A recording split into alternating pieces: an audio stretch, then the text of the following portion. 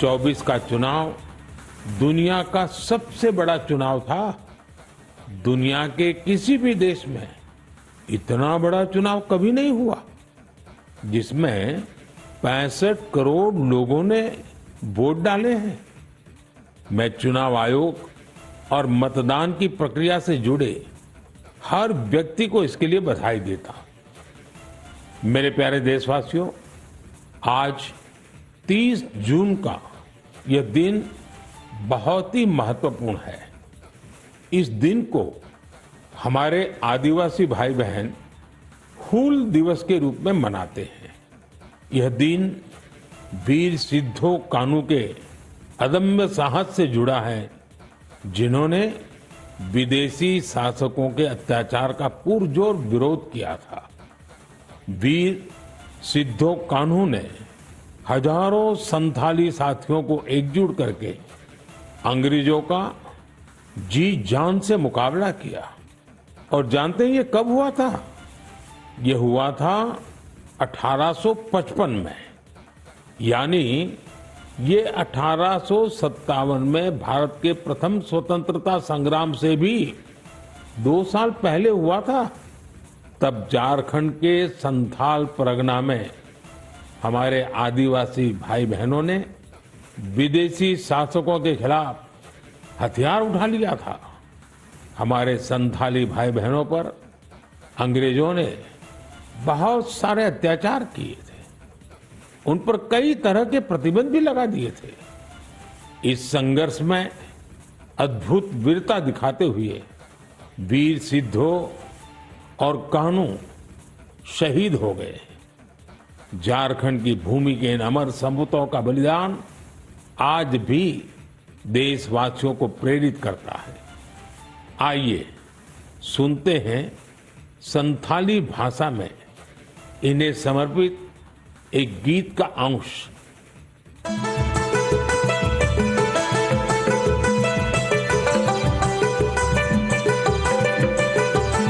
सीधा कानू बोल बुया मनावे 29 जन जहां दिसमरिया मरंग दो संताल हुलका संताल हुंदो आंदोड़ लेना इंग्रेज कानून भंगोड़ लेना जुमे बंजो एसपीटी के लगुएना जंगारे पैगान साड़ी कने झाम जा उनको होले बुया होले होले।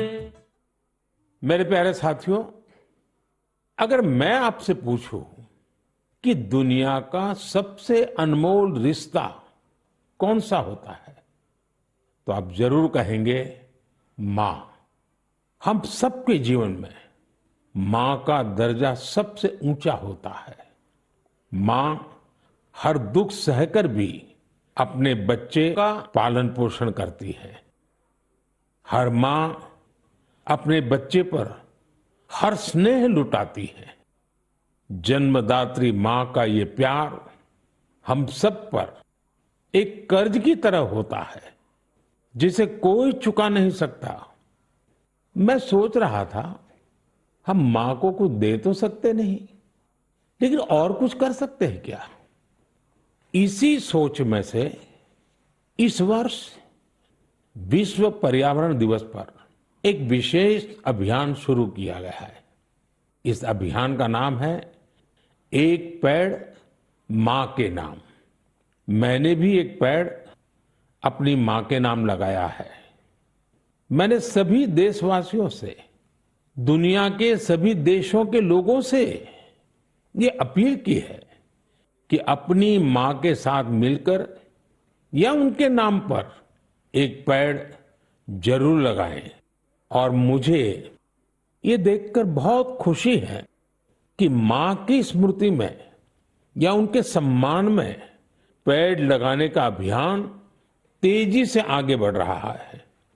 लोग अपनी मां के साथ या फिर उनकी फोटो के साथ पेड़ लगाने की तस्वीरों को सोशल मीडिया पर साझा कर रहे हैं। हर कोई अपनी मां के लिए पेड़ लगा रहा है, चाहे वो अमीर हो या गरीब, चाहे वो कामकाजी महिला हो या गृहिणी। इस अभियान ने सबको मां के प्रति अपना स्नेह जताने का समान अवसर दिया है। वो अपनी तस्वीरों को हैशटैग प्लांट फॉर मदर और हैशटैग एक पेड़ मां के नाम इसके साथ साझा करके दूसरों को प्रेरित कर रहे हैं। साथियों, इस अभियान का एक और लाभ होगा। धरती भी मां के समान हमारा ख्याल रखती है। धरती मां ही हम सबके जीवन का आधार है। इसलिए हमारा भी कर्तव्य है कि हम धरती मां का भी ख्याल रखें। मां के नाम पेड़ लगाने के अभियान से अपनी मां का सम्मान तो होगा ही होगा, धरती मां की भी रक्षा होगी। पिछले एक दशक में भारत में सबके प्रयास से वन क्षेत्र का अभूतपूर्व विस्तार हुआ है। अमृत महोत्सव के दौरान देश भर में 60,000 से ज्यादा अमृत सरोवर भी बनाए गए हैं। अब हमें ऐसे ही मां के नाम पर पेड़ लगाने के अभियान को गति देनी है। मेरे प्यारे देशवासियों, देश के अलग अलग हिस्सों में मानसून तेजी से अपना रंग बिखेर रहा है और बारिश के इस मौसम में सबके घर में जिस चीज की खोज शुरू हो गई है वो है छाता। मन की बात में आज मैं आपको एक खास तरह के छातों के बारे में बताना चाहता हूं। ये छाते तैयार होते हैं हमारे केरला में। वैसे तो केरला की संस्कृति में छातों का विशेष महत्व है। छाते वहां कई परंपराओं और विधि विधान का अहम हिस्सा होते हैं। लेकिन मैं जिस छाते की बात कर रहा हूं वो है कार्थुम्बी छाते और इन्हें तैयार किया जाता है केरला के अट्टापडी में। ये रंग बिरंगे छाते बहुत शानदार होते हैं और खासियत ये कि इन छातों को केरला की हमारी आदिवासी बहनें तैयार करती हैं। आज देश भर में इन छातों की मांग बढ़ रही है। इनकी ऑनलाइन बिक्री भी हो रही है। इन छातों को वट्टालक्की सहकारी कृषि सोसाइटी की देखरेख में बनाया जाता है। इस सोसाइटी का नेतृत्व हमारी नारी शक्ति के पास है। महिलाओं के नेतृत्व में अट्टापडी के आदिवासी समुदाय ने एंटरप्रेन्योरशिप की अद्भुत मिसाल पेश की है। इस सोसाइटी ने एक बैम्बू हैंडीक्राफ्ट यूनिट की भी स्थापना की है। अब ये लोग एक रिटेल आउटलेट और एक पारंपरिक कैफे खोलने की भी तैयारी में है।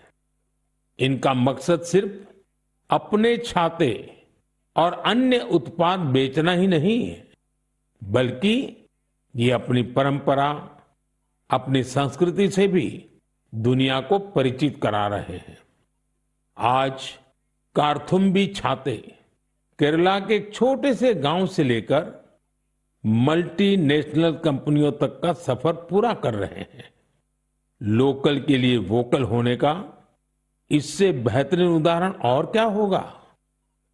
मेरे प्यारे देशवासियों, अगले महीने इस समय तक पेरिस ओलंपिक शुरू हो चुके होंगे। मुझे विश्वास है कि आप सब भी ओलंपिक खेलों में भारतीय खिलाड़ियों का उत्साह बढ़ाने का इंतजार कर रहे होंगे। मैं भारतीय दल को ओलंपिक खेलों की बहुत बहुत शुभकामनाएं देता हूं।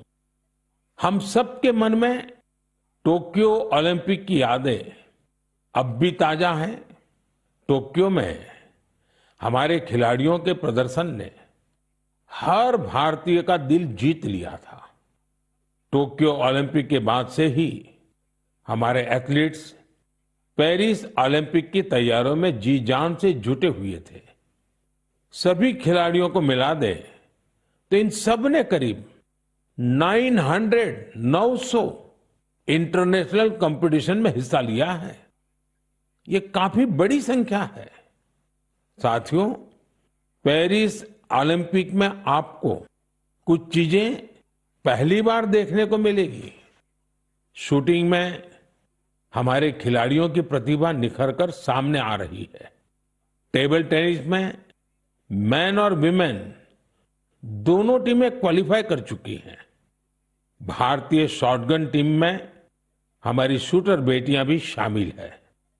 इस बार कुश्ती और घुड़सवारी में हमारे दल के खिलाड़ी उन कैटेगरीज में भी कम्पीट करेंगे जिनमें पहले वे कभी शामिल नहीं रहे।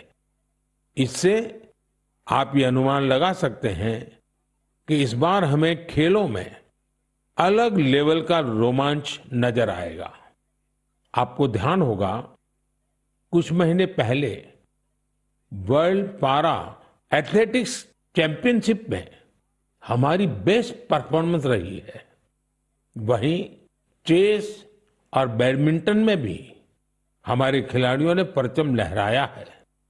अब पूरा देश ये उम्मीद कर रहा है कि हमारे खिलाड़ी ओलंपिक्स में भी बेहतरीन प्रदर्शन करेंगे। इन खेलों में मेडल्स भी जीतेंगे और देशवासियों का दिल भी जीतेंगे। आने वाले दिनों में मुझे भारतीय दल से मुलाकात का अवसर भी मिलने वाला है। मैं आपकी तरफ से उनका उत्साहवर्धन करूंगा। और हां, इस बार हमारा हैशटैग चीयर फॉर भारत है। इस हैशटैग के जरिए हमें अपने खिलाड़ियों को चीयर करना है, उनका उत्साह बढ़ाते रहना है। तो मोमेंटम को बनाए रखिए। आपका ये मोमेंटम भारत का मैजिक दुनिया को दिखाने में मदद करेगा। मेरे प्यारे देशवासियों, मैं आप सभी के लिए एक छोटी सी ऑडियो क्लिप प्ले कर रहा हूं। रेडियो क्वेट FM 93.3 से हिंदी शो नमस्ते कुवैत।